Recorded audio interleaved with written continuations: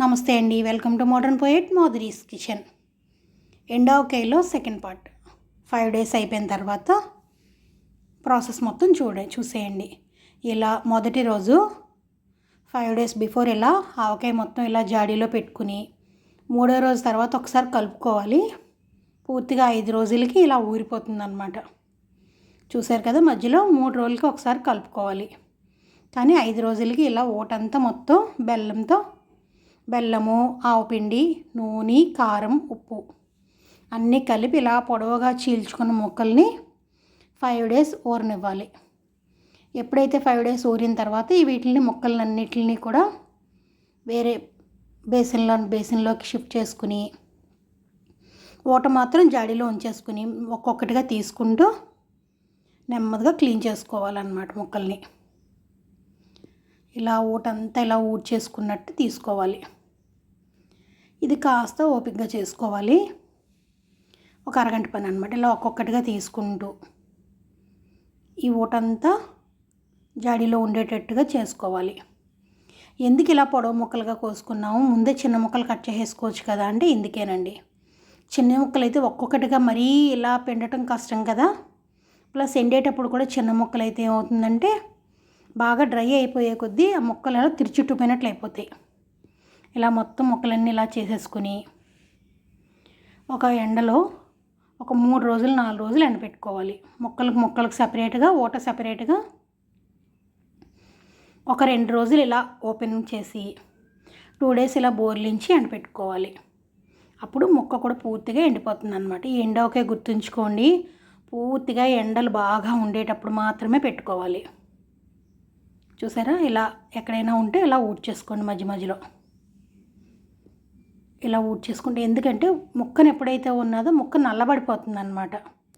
ఈ ఊట ముక్కను అంటుకొని ఉంటే ముక్క కాస్త నల్లపెక్కుతుంది. అందుకే అక్కడక్కడ ఉండిపోయినాయి పెట్టేటప్పుడైనా ఇలా క్లీన్ చేసుకోవచ్చు. ఇలా బాగా ఎండిపోయింది కదండి. ఇలా ఊట కూడా ఇలా వెడల్పాటి బేసిన్లో పోసుకుని గట్టిగా చిక్కపడే వరకు 3-4 రోజులు ఎండపెట్టుకోవాలి.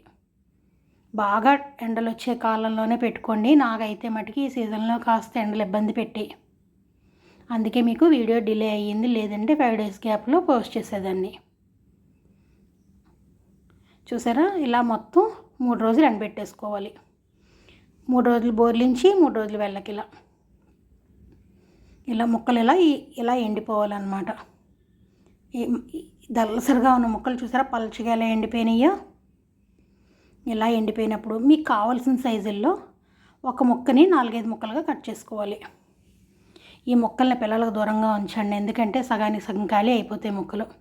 ఈ ఎండేటప్పుడే ముక్కలు పిల్లలకి దూరంగా ఉంచకపోతే మీకు ఊట నా ఊటలాగే అవుతుంది. నేను కూడా అటొచ్చి ఇటొచ్చి ముక్కలన్నీ కూడా హాఫ్ ఖాళీ అయిపోయినాయండి. అందుకే గ్రేవీ ఎక్కువ మిగిలిపోయిందనమాట. ఇలా చిన్న ముక్కలుగా కట్ చేసేసుకుంటే చూసారా 3 బేసిన్ల గ్రేవీ ఒక బేసిన్లోకి వచ్చేటట్టు ఎండాలన్నమాట. ఇలా కాస్త బెల్లం ఎక్కువైంది కదండి, పలుచగానే ఉంది. మీకు ఈ ముక్కలు ఎప్పుడైతే యాడ్ చేస్తామో మళ్ళీ చిక్కబడుతుంది. అదండి, 3 రోజులు 4 రోజులు ఊరిన తర్వాత ఊట ఇలా వచ్చింది కదా. ఇప్పుడు ఈ బాగా ఆరిపోయిన ముక్కలు చూసారా, పచ్చి ముక్కలు అప్పుడు ఎంత దలసరిగా ఉన్నాయో, ఎండిపోయేసరికి నేను ఆల్రెడీ చిన్న ముక్కలు కట్ చేశాను. ఎందుకంటే పిల్లలు ముక్కలు వేస్ట్ చేస్తూ ఉంటారు కదా. ఇలా బాగా గలగల ఎండాలన్నమాట. ఈ ముక్కకి చూడండి, పచ్చి ఇలా నొక్కేటప్పుడు లోపల నుంచి పచ్చి కానీ చెమ్మ కానీ తగలకూడదు అనమాట. అప్పుడు మీకు ముక్క నిల్వ ఉంటుంది. సంవత్సరం అంతా 2-3 సంవత్సరాలు కూడా నిల్వ ఉంటుంది మనం ఉంచాలి. కానీ ఓకే, వెల్లుల్లి గుళ్ళు మీకు నచ్చినన్ని వేసుకోవచ్చు. దీనికి మరీ ఎక్కువ కొలతనేం కాదు, ఒక దోసెడు వెల్లుల్లి గుళ్ళు వేసుకుంటే కమ్మదనం బాగుంటుంది. ఇలా ఈ ఊటలో చిన్న ముక్కలుగా కట్ చేసేసుకున్న ముక్కలన్నీ కూడా వేసుకోవాలి.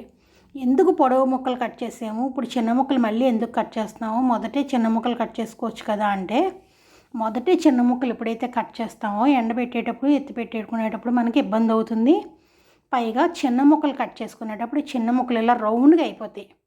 మీరు వేరే వాళ్ళు పెట్టిన ఓకే చూడండి, ఓకే చిన్న ముక్కలుగా పెట్టిన ఓకే ఏమవుతుంది, ముక్కలా ఉండదు, ఇలా రౌండ్గా తిరిగిపోతుంది అన్నమాట, మాగాయ ముక్కలాగా.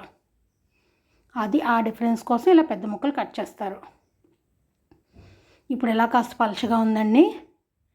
1 గంట 2 గంటలు అలా వదిలేస్తే ముక్కకి 3 రోజులకి ముక్క మళ్ళీ సేమ్గా లావుగా ఉబ్బుగా వచ్చేస్తుంది. ఇందులో ఊటలో ఉన్న తేమ కూడా పీల్చేసుకుంటూ మళ్ళీ దీన్ని జాడీలోకి ట్రాన్స్ఫర్ చేసుకోవాలి. ట్రాన్స్ఫర్ చేసుకుని ఇలా ఒక 2 డేస్ ఉంచేసుకుంటే మూట మొత్తం మళ్ళీ చిక్కబడిపోయి బాగా వస్తుంది. మీకు ఇంకా ఇలా కాదు, బాగా డ్రైగా కావాలి అంటే ఇంకొక 2 రోజులు ఎండపెట్టుకోండి. నాకైతే ఈ మాత్రం గరిటె జారుగా కావాలని చెప్పి నేను ఇలాగే ఉంచుకున్నాను. చూసారా, ఇలా కలిపేసుకున్నాం.